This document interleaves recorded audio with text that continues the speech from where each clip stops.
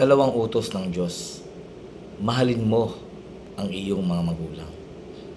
Kaya sa mga kabataan, sa mga anak, hanggat buhay, malakas ang inyong mga magulang, iparamdam ninyo ang inyong pagmamahal, ang inyong respeto, ang inyong paggalang.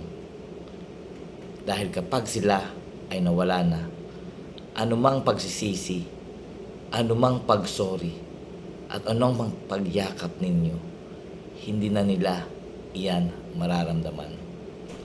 Ang buhay ay parang cycle lamang. Ngayon, mga bata kayo, pero darating ang panahon, magkakaroon kayo ng sarili niyong mga pamilya. May kasabihan ang mga tatanda na kung ano ang ginawa mo sa iyong mga magulang, ay siya rin mararanasan mo kapag ikaw ay isang ganap na magulang. Kaya mga kabataan, lalo na panahon ngayon, hindi pataasan ng ego ang pinaglalabanan dito. Mahalin nyo ang inyong mga magulang. Igalang ninyo ang mga magulang. Magpakasama-sama man ang inyong mga magulang.